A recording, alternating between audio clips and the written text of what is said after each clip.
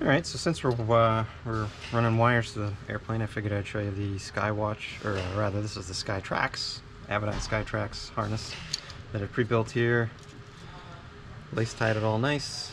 Got the power wires, again they're just taped in there, and I'm just going to route them. So this is going to get mounted on the base plate, the cover plate for the Skywatch processor. Skywatch, Skytrax, a little confusing. But this is where I want this connector to end up, is about here. So it's going to go and follow the Skywatch bundle, which goes through the center console and then up and forward, staying below the throttle and everything. And then it's just going to come out in the same positioning as this guy is, and then they're gonna meet up at the top there. So what I did was I loosened up this plate. Oh, it comes right out.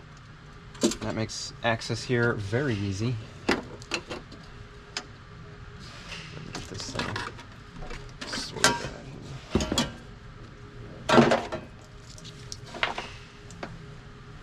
Yeah, because it's just goes to this clamp.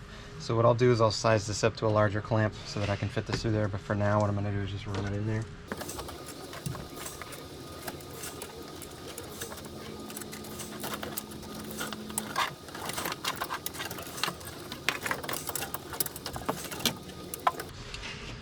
So that looks about right. Let me give myself a little bit more here. This needs to come down and then bend back like that. Alright.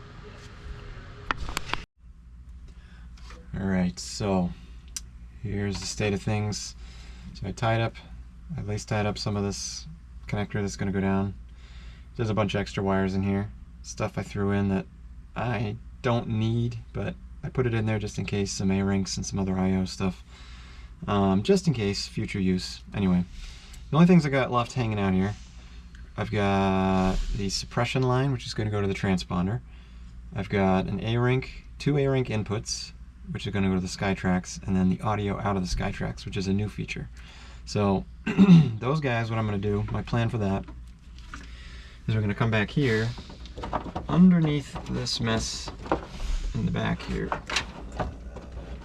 you'll find P556, which is our disconnect to the Skywatch processor. So in this connector you'll find everything you're going to need as far as, well, okay, come on. There we go. As far as what we need for inputs to the Skytrax and the transponder. So the reason we have two A-rink inputs, A-rink in 1 and 2 to the Skytrax, one of them is to provide baro altitude to the Skytrax. Since we've removed the encoder,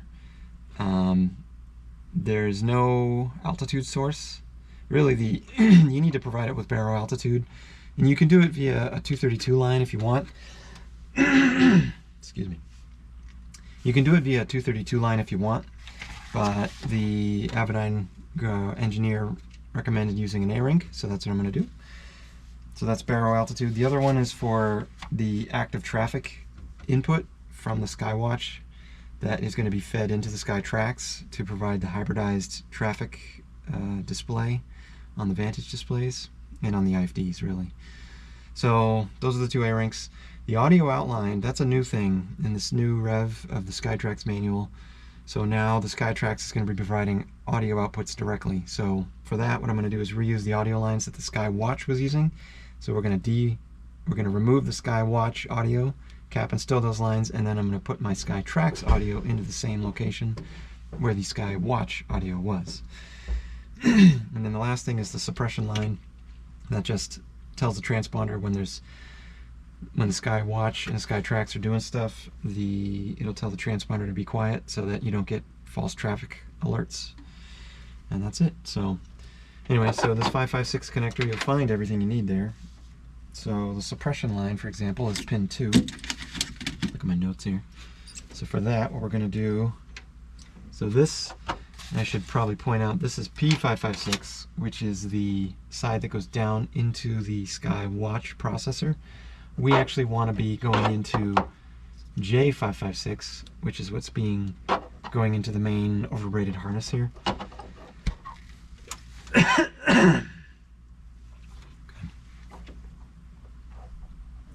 Alright, so what we want to do is we're going to depin pin 2 here. Okay, so I've got everything I need now. So we were talking about this 556 connector. You can do it really either way. You could attach your wires to the J side, or to the J side or the P side. I think actually for ease of access, I'm going to do the P side because the J side has got all this overbraiding on it, hard to deal with, and it's going to be tight to splice all that stuff in there. So what I'm going to do is work on the P side here. First thing I'm going to do is cut this zip tie off to make things a little easier. Get that out of there. All right. Okay, so we are going to depin pins 3 and 4 because that's the old audio lines coming from the Skywatch. So 1, 2, 3. So this guy. All right, and then 4. Let's see, did I get that? Nope, did not get that. All right.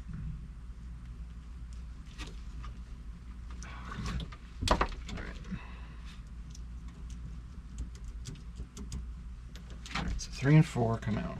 Let's go ahead and cut this other zip tie too. Alright, yep. So this is just going to get capped and stowed because we don't care about that anymore. So we'll put that aside for right now. So what I'm going to do is my audio line here. That's what I want first. So, and this just uses those same mate and lock connectors, and the mate and lock pins and sockets. This happens to be the socket side. So what I'm going to do is strip those guys, and I have little jars of pins and contacts.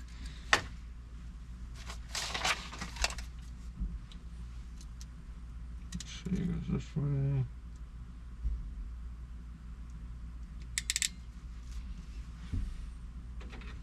Okay, so audio.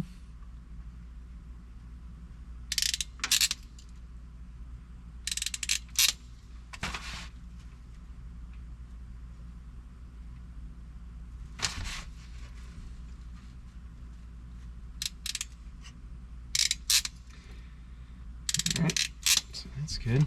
So put the audio high into pin 3 and the audio low into pin 4.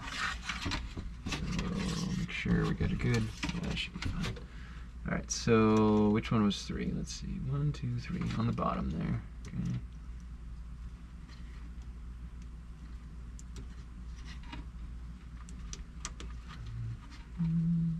Come on.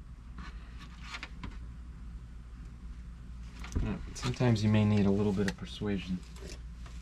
That's where a nice pick comes in handy. There we go. Okay, 3 and 4. Okay, good. Alright, next thing we're going to look at is the suppression line here. Now this is one we're actually going to splice it. So the old suppression line, so in this case what we can do is just depin this, cut the contact off, and then put a new contact on with my new wire in there as well. So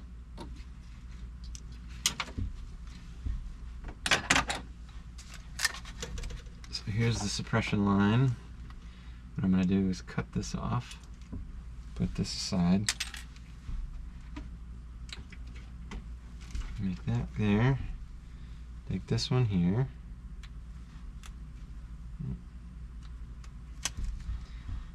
this happens to be a slightly smaller gauge wire, so oops. Right. Okay. So we're going to grab another socket,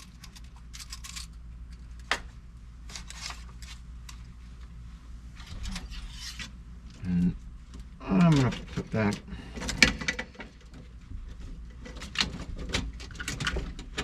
alright, get you out of the way so you're not causing trouble.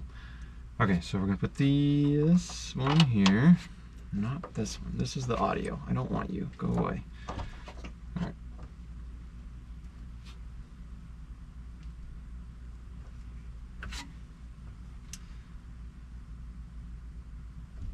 Alright, so put those both in there. and crimp them tight. Oh, come on. All right. There we go. Okay, suppression line. Now that goes back into pin 2. And boom, done. Okay, next. We got these couple A-Rink guys here. So we got A-Rink in 1 and A-Rink in 2. So A-Rink in 1, I want that to go to, let's see, A-Rink in 1 on my schematic here is the active traffic input, so that's going to be pins 7 and 8. So over here, same deal. What I'm going to do is just depin this. I'm going to cut the pins off, and then I'm going to put new pins on with my wires spliced in there. 4, 5, 6, 7. That one, and 8. That one.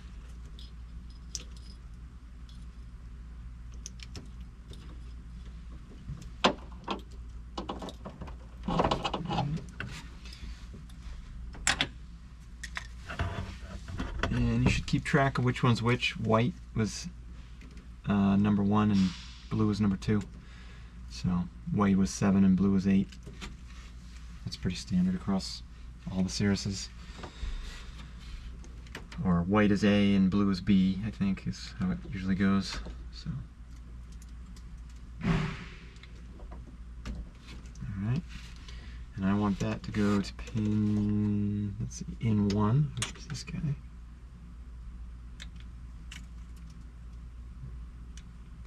So white and blue. So just rinse and repeat.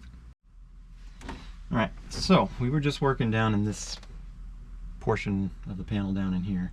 These are those wires right here. So the one that I want to keep, let's see, I can read them a little better here. So, alright, so this is ANSK921-20N. The 20N, the N part, that's the important part, so we can cap that guy. The other one here, which is ANSK927-22, this is the guy that I need. So what I'm going to do is just pull this out of here and pull it back up to where I can get it easily. And it looks like it comes over here.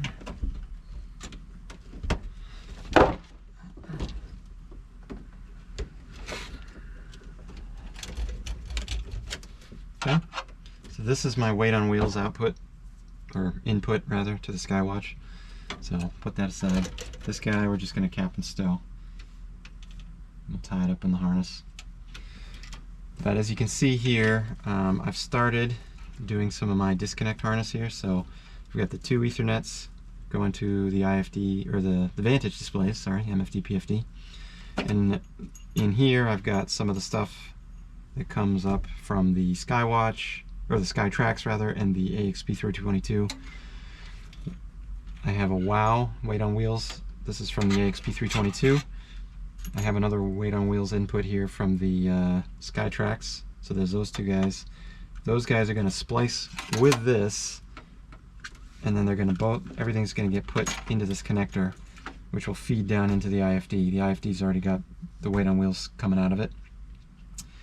And that'll be that. So I'm going to go ahead and splice that stuff here now.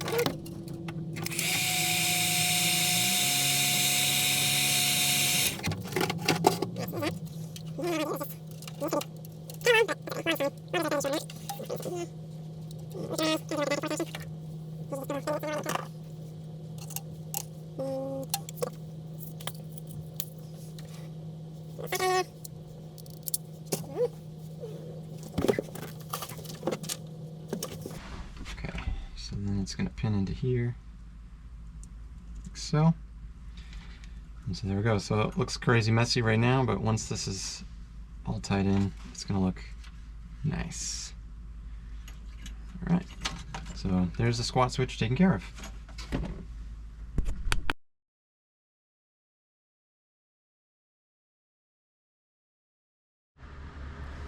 Okay, so this is the Vantage harness that I was given. We've got the PFD on this side. We got PFD J5 connector, I believe this is. And this is the air data computer that goes on the back. And then these two wires at the top here is one of the power wires for one of the air data computers. That's number one. This is number two. So these are the two power wires. There's a Cirrus connector that those will go to. Over on this side we have the MFD J5 P5, I'm sorry, P5, and the second air data computer connector. There's a ground wire, and then in the middle here, this is the two Ethernets that come down into the middle rack to go to the two IFDs. A couple things I wanted to mention about this harness was the lengths on here are really good, so there's a lot of slack. This harness will just get laid over the harness that's in the plane already. The lengths for the power wires, they seem to be a good length. I did want to make mention though that the Ethernets, the two Ethernets that come down into the center here, they were not tied into the harness. They were just kind of free floating, so I tied them into the harness like so. And I was going to measure out roughly the lengths that I've got here, because I think this is a pretty good length. And it looks like these are about right. These are probably a little long. You could probably make these a little shorter. But that's pretty much it. I mean, I'm going to integrate this into the rack, or the harness now, to the aircraft. There we go. And I'll show you what that looks like here in a minute. Okay, I've got the harness roughly installed here. So there's the P5 connector. Did I say that again? P5, yes, for the PFD. Right. Make sure, yes, P5, okay, good. P5 PFD. There's this guy. So I routed it back here, and you can see these two little wires here. These are the powers for the air data computers. They're going to get interfaced to this blue connector here, which is P685, but we actually want to be on the J side, which is this other side here, which means we're going to have to loosen up this 8L clamp, because that connector, it's right underneath there. So anyway, but that's where those go. And they've provided contacts for those, so you're going to D-pin, I don't remember which numbers they are, but it's the two wires that power up the old turn coordinator. Those come out and get capped, and then we're going to put our new air data computers into those spots, and we'll relabel the circuit breaker panel. And then over here we got the Ethernet wires for our IFDs come over here, down into the center stack. This is plenty long. I mean, this is probably way too long. I'm going to probably trim those shorter. You get your MFD here, and I tried to make it a good length so that you can imagine the PFD or the MFD is in there. You've got some slack so you can pull it out and disconnect it on the bench. Same thing on this side. I may need to shift it around a little bit to get good lengths, but it's about where I want it to be. And then this is from before. These are the wires I ran up from the Skytrax and the transponder. Those are those two harnesses here. So they're going to integrate with this stuff here to go down into the rack. There'll be a disconnect. Otherwise, you can't get the rack in and out easily. And I got to throw some zip ties down here. But you can see I went up through this 8L clamp here. This one was difficult, so I was just going to leave that alone and go right next to it. But yeah, I got my Skytrax here mounted as well, connected up and everything. So that's all good. And then the other thing is, in this area here, I've got these two powers. These are the two powers. One's for the transponder, the new transponder, AXP322, and the other is for the Skytrax. So these are going to come to the breaker panel. And yeah, I'll show you how that's done at a later date.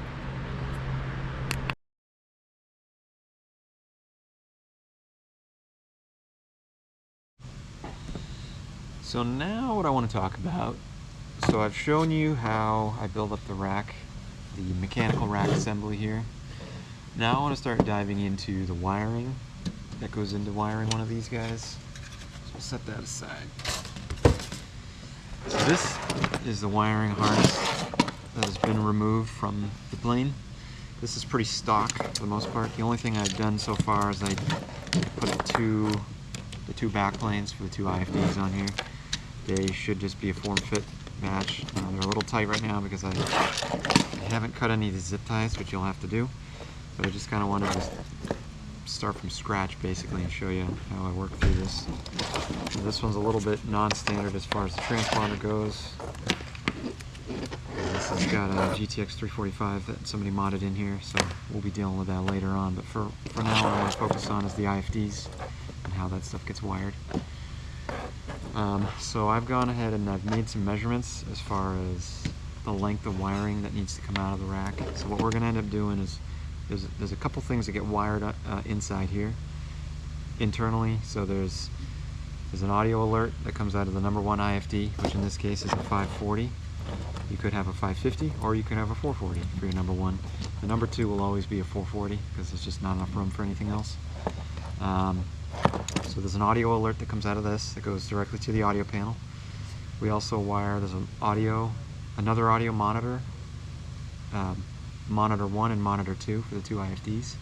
And so you'll end up with 3 audio lines that go to your audio panel. That's all internally wired inside the rack. Then coming out of the rack, going to the new Vantage, there's an Ethernet line that goes to the number 1, an Ethernet line that goes to the number 2.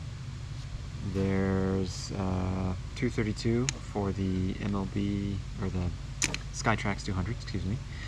There's another 232 for the AXP 322, and there's also a 232 out for the GPS to the Skytrax as well. Let's see, there's a weight on wheels output. There's I guess that's about it. I have all this stuff written down. It'd probably be good to look at my notes, but basically this is what you end up with, this little wiring harness that we're going to add in. And these are all just loose wires right now, but I've gone ahead and I've terminated them. I've put pins and sockets where they need to go. I've left the other end open. This is the end that's going to be coming a disconnect out of the top of the rack that will interface into the new Vantage harness that we're going to install. And so yeah, so that's where we're at. So that's kind of a general overview of what we're doing. Alright, so let's get started. I guess the first thing to do is we do need some slack on some of this stuff, so what I'm going to go ahead and do is just cut some of these zip ties off of here.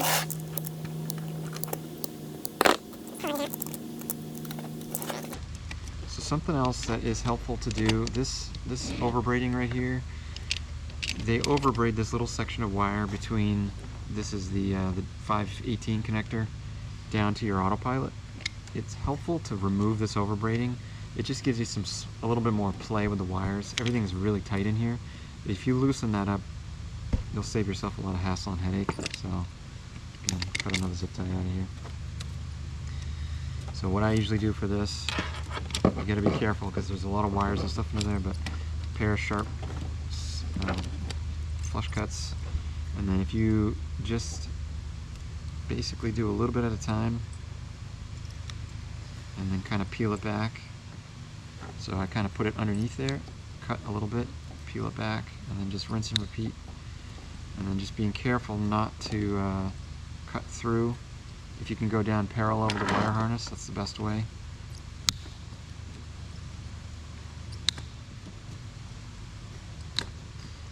And there is like this, it's almost like hockey tape, basically this chafe protection tape here. They tape the wires right at the ends of the 2 bits of overbraiding. You can use that as a guide. You do have to be careful. There's some shield wires sometimes that loop around, and it's easy to snag one of those and cut them off. So.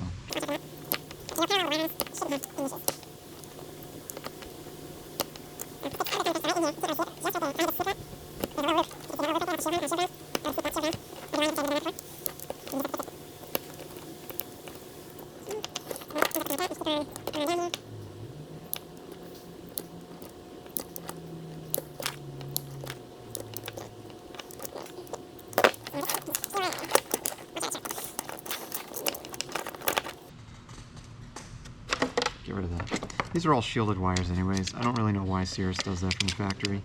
You can, this one too, you could take off if you want to. This one's not as much of an issue, so you can go ahead and leave that one on. This is the one that you get a little more slack. You can flex the wires around to make the harness work better for you. And then this hockey tape stuff, I usually just use a blade and just carefully run it down along the ends, the edge there.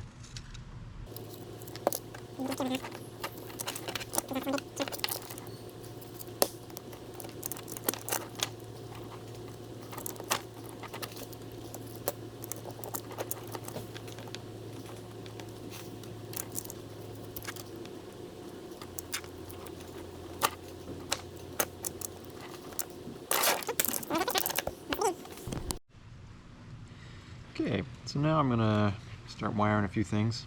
So first thing I'm going to start with is Ethernet line that's going to go connect up to the Vantage display. This is going to go to the number 1 IFD.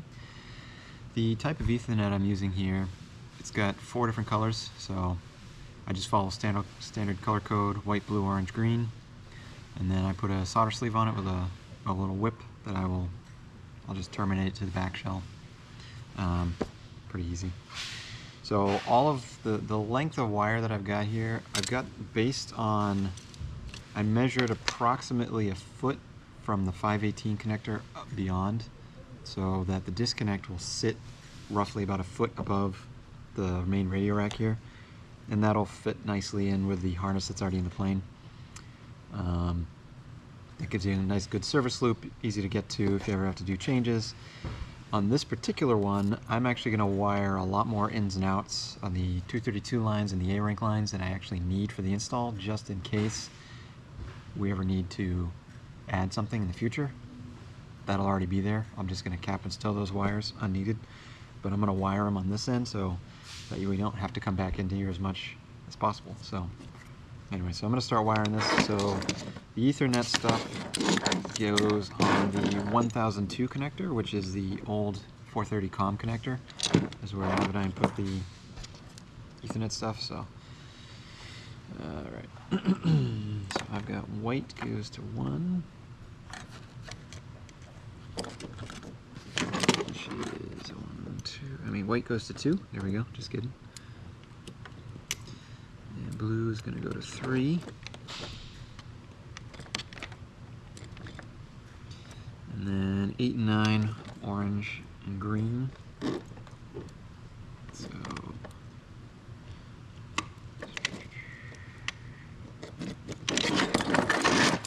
see this, but 1, 2, 3, 6, 8, and 9.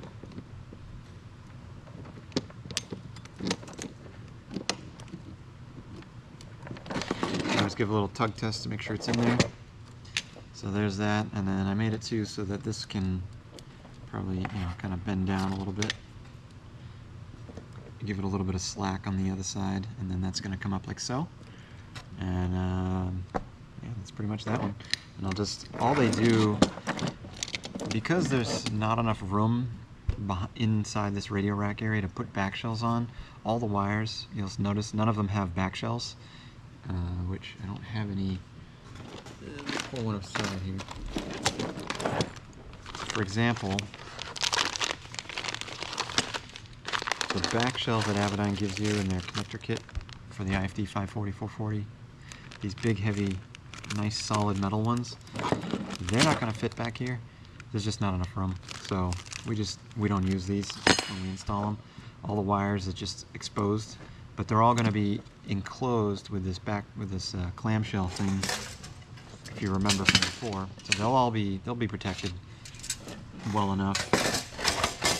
But all Cirrus did from the factory is just put a little zip tie on there. So I'll just cut that one off, and I'll just zip tie this wire into the harness, and I'll route the wires up as needed. So I'm going to go ahead and pin some of these other IOs now, and I'll get back to you after I've done some of that. Alright, I've done a little bit of work here. I haven't actually installed any more wires yet, but I was realizing that I should probably show this. So one of the things is I actually removed the backplanes because they were just in the way, but I wanted to show them to you to see how that looked. So what I've got here, these are my 232s. There's a 232 in and out that has to go to the Skytrax 200. There's a 232 in and out that goes to the EXP322, and there's a GPS 232 out that goes to the Skytrax 200 again. They all go to your 1001 connector on the number 1 IFD. In order to install these, we have to depin all the 232s that are already there. None of them are going to be used, so they're all going to be removed, capped, and stowed. Or you can pull the wires out completely if you want to.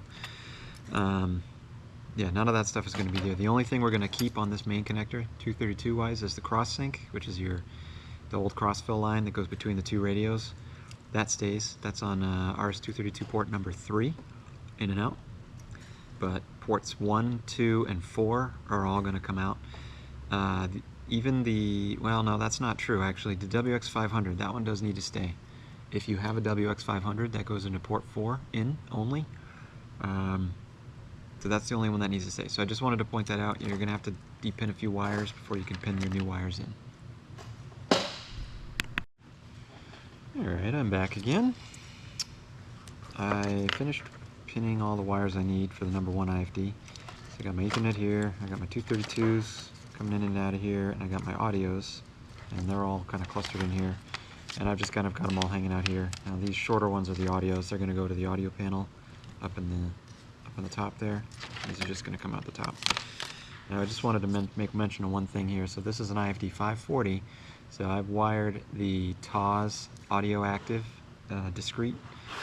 So when the TAWS is active, it will silence traffic alerts and whatever else that I've got that wired to. But it goes on the TAWS connector, which is the P1050 connector. It's the only wire on that connector that I need, which means you only have one pin. So what I like to do is I'll throw in a few more dummy pins, just blank pins, usually along the edges, just to help the connector seat in when you're sliding the radio in. Sometimes we've had issues with that pins on these connectors get bent, so just something to watch out for. We usually have hundreds of extra pins, so I usually stick maybe 4 or 5 on each side just to give it a little bit more alignment when you're sliding the new radio into the rack here. And then this is going to go in with the rest of this. So just something to be aware of. The next thing I'm going to do now is start to wire my IFD 440 here, and then I'll get back to you once that's done. Okay, so now I've got the IFD number 2 wired up. That one's pretty straightforward. There's a monitor audio wire here, and then there's an Ethernet here, and that's it. That's all you gotta do. Pretty easy. So the next thing I gotta do is these 3 audio wires here. There are 3 2 conductors. So what I've done here, for audio wires, you always want to be careful because they are shielded, but you only want them shielded at one end, which in this case is going to be at the audio panel. So each of these 2 conductors has a shield drain that's been soldered on. The other end is left floating. This is just a piece of heat shrink covering up the end of the wire there where it goes into the connector here. So in this short run, it's not hugely critical, but if you're ever wiring an audio panel somewhere else, you always want to only ground the audio lines at one end. So we're going to do it at the audio panel. So these are going to get wired into P1 of the audio panel up here, and then this will all get dressed up nice. I'll show you what that looks like in a moment. Alright, I'm back again. I have terminated the 3 grounds, or the 3 audio lines into the audio panel, which is, these are your 2 audio panel connectors. We went into P1 on here. These are the shields that I'm going to terminate now. So I'm just going to use a number 4 red ring terminal. I've already stripped these wires, so I'm just going to put them all together in the same ring terminal. Because why not?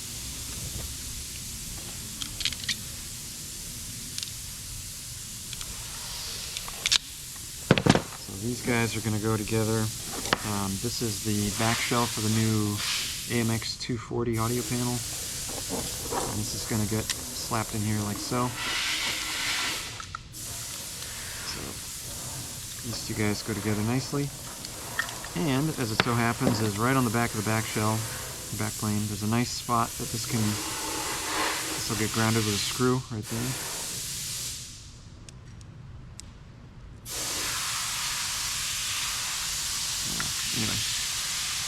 just like that. So that's where that's going to go. And yeah, so then the next stage is going to be, well, I can put that together. I can put the rack, the back planes back on if I want to. I also need to tackle this transponder, figure out what's going on with that, but that's pretty much it. And then it's just kind of tying up these wires, making them look nice, coming out of the top of the rack, dressing them up and making them look good. A couple things we got to do here. We got to tie these shield grounds back in. So this little guy here, this is it's a grounding block for a lot of the shield grounds in the rack area. It is not very movable, but we're going to need to modify this to make room because it's kind of in the way where it's at. A lot of these wires, if you can see, most of them come up and they're just shield grounds that come up to the 521. They're for things like the audio jacks and things like that. Push to talk, I think, goes into there. Normally this would go to the back of on the back of the 440. There's a spot for it. But because we have a 540 here, the location for it on this one, it's much further down, and it's really hard to get this to, it won't reach where it needs to go. So we're going to have to modify this, either splice a lot of these together and ground them somewhere else, or do something a little different. So I'll figure that out later on, but for now, that's where I'm going to leave it. And I'll show you where we're at next. Okay, so a couple things have changed since the last time I was here. I have still all my wires coming out of the top for my disconnect, and I've labeled them IFD 1 and 2 just to keep them separated out. I'm going to tie those out later, but I've obviously put the back shells on, attached them to the racks here, so you can see what this all looks like. So we got the DFC 90 at the bottom, the IFD 440, IFD 540, and then the AMX 240 at the top. Now, the AMX 240 here, I did have to put the back shells on for the two connectors on top because there's no way to connect the connectors to the back plane without those back shells. So those go on. That's basically it. I've also removed some of the grounds for this guy so I can move this up higher. I don't have it with me. I have a little block that I'm going to stick in there, a piece of metal that I'll use for the grounding on that. Let's see here.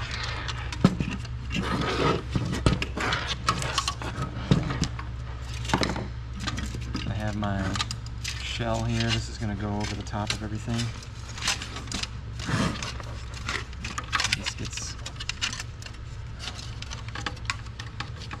This will go in here.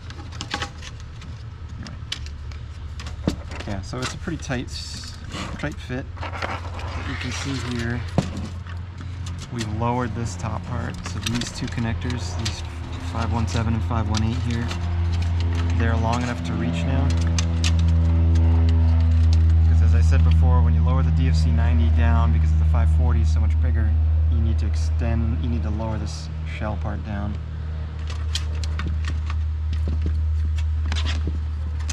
So yeah, so I'm going to start putting this back together now.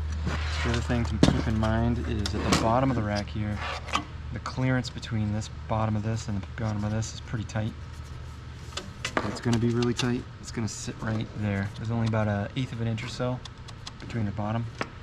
So we still got to add our coaxes in there for the navs, the comms.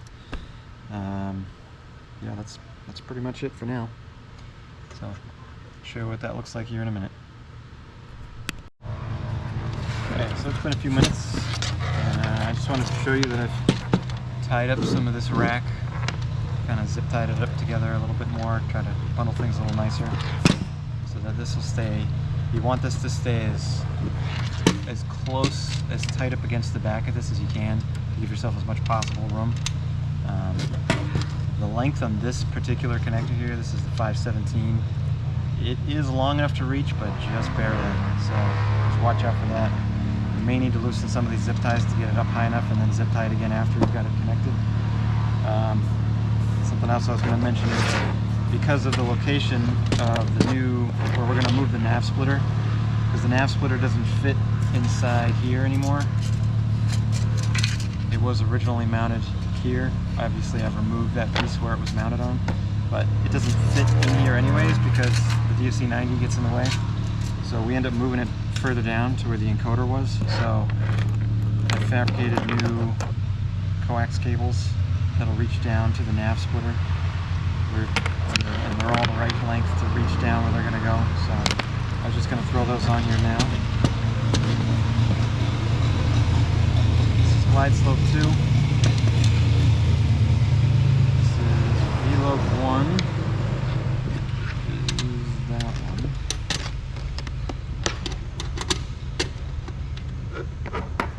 I've got VLOC 2 and glide slope 1.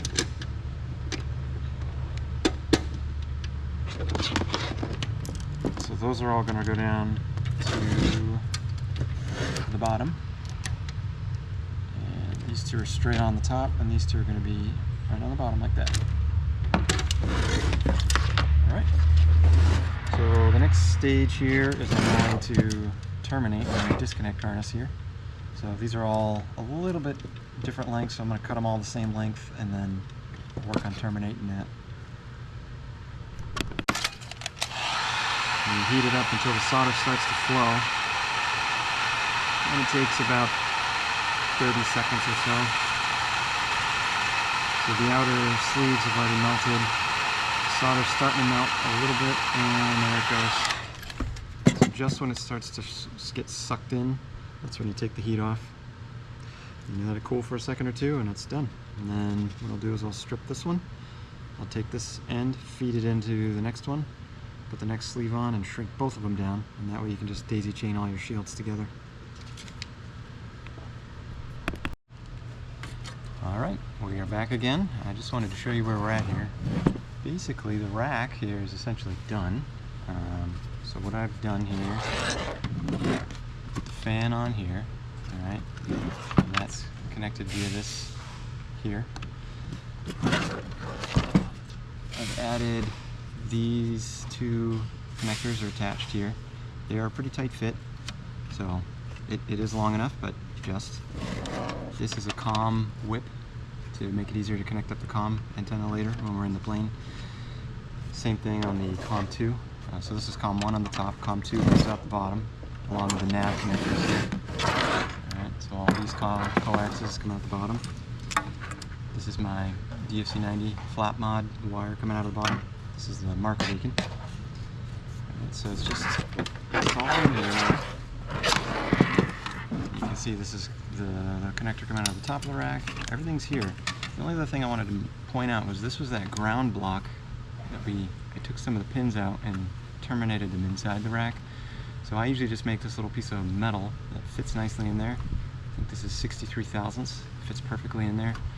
And then all we do is just throw a couple zip ties through here.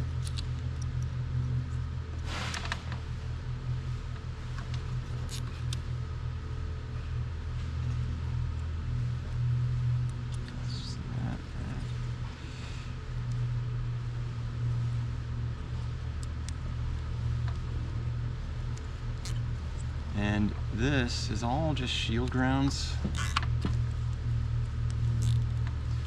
Cut those up. So then all I do is I'll make a little jumper from this, and I just attach it right to the top of the rack here, where there's already another shield ground that comes and gets this guy. This shield ground goes here, and then this guy can just go right there as well. You could also just cut those wires and splice them to a terminal there if you want. But this seems to work pretty well, and then you've got another spot you can ground things if you need to later on. But everything else in here is done. This is the flight director connector. I'm going to bag that because I don't need that anymore. I could have removed those wires from inside the rack, but I didn't. And that's pretty much it. The next step is going to be installing this guy.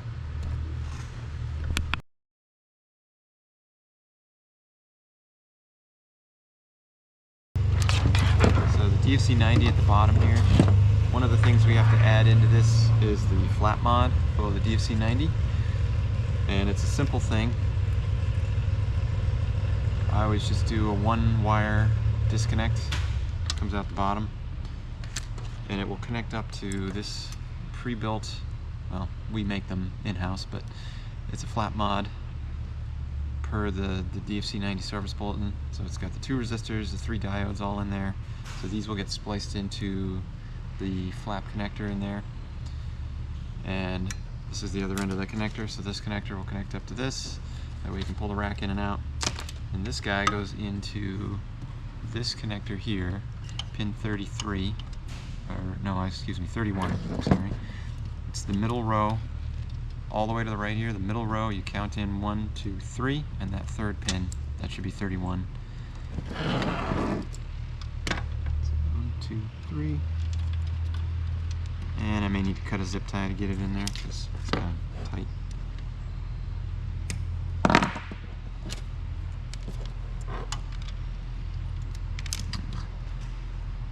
There's a bunch of stuff in the way. Just 1 wire. There we go.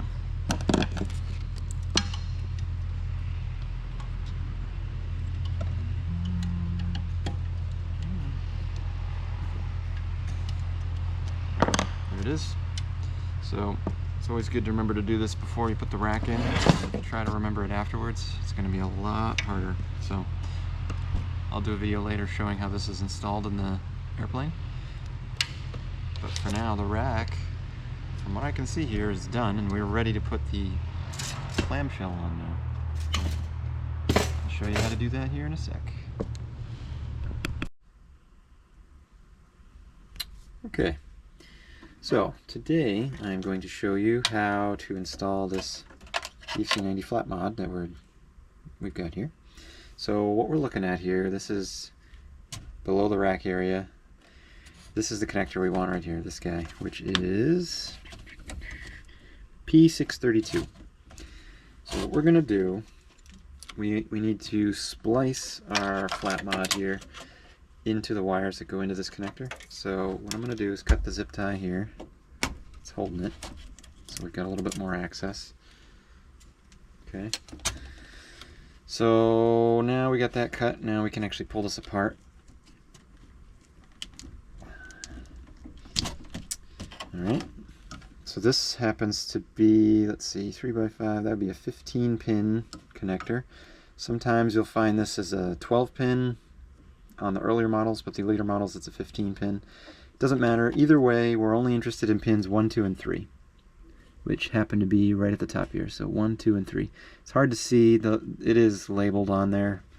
Pin 1 also has this little notch on the side that sticks out. So 1, 2, and 3 happens to be white, blue, orange, which will match up perfectly to our flat mod here.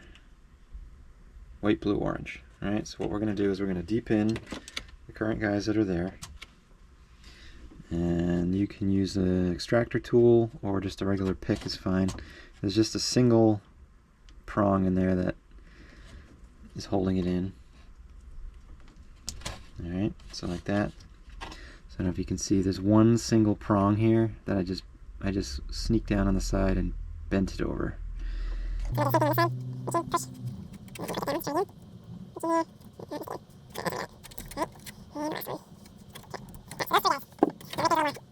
little simpler.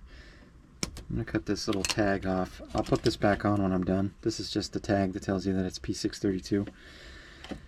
Gives me a little more space here. There we go.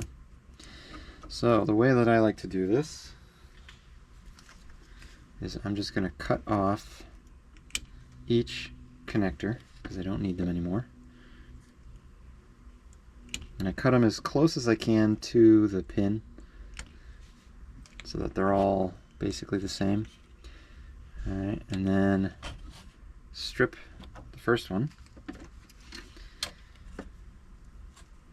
Now the way this thing is built up, if you look at the service bulletin, the white wire here is simply just a diode in here. The blue wire has a 16K resistor and a diode, and the orange wire has a 62K resistor and a diode. So I think, let's see, orange I think tells you that your full flaps down, blue means you're at 50% flaps, and white means your flaps are up. So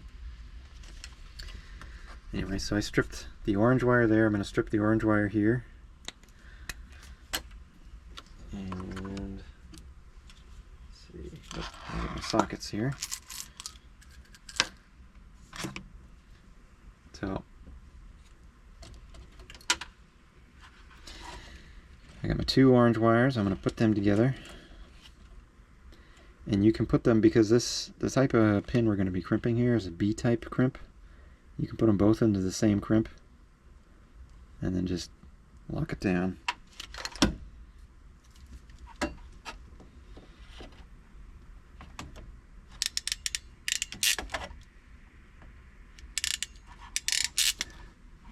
Alright. So the first one, I crimped the conductors in the small crimp, and then I crimped the shield, or the jacket rather, in the bigger crimp. And that's the first one. And we just keep on going. I like doing this method because it doesn't require any splicing, and it still gets the job done.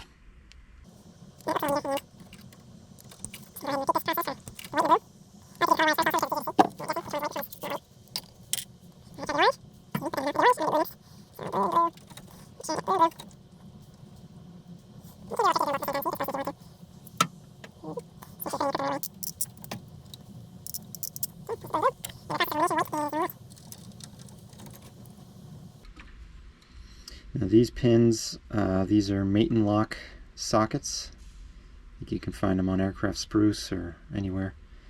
I forget who makes them. It might be Amphenol. But mate and lock is what you're looking for.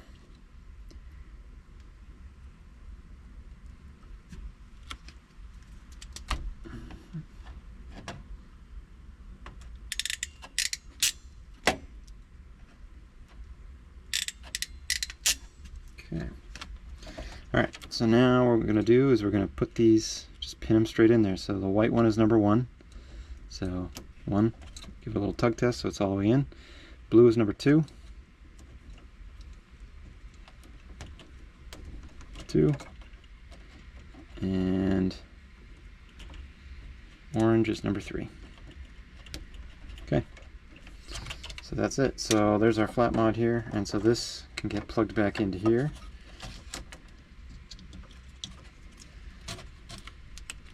Okay.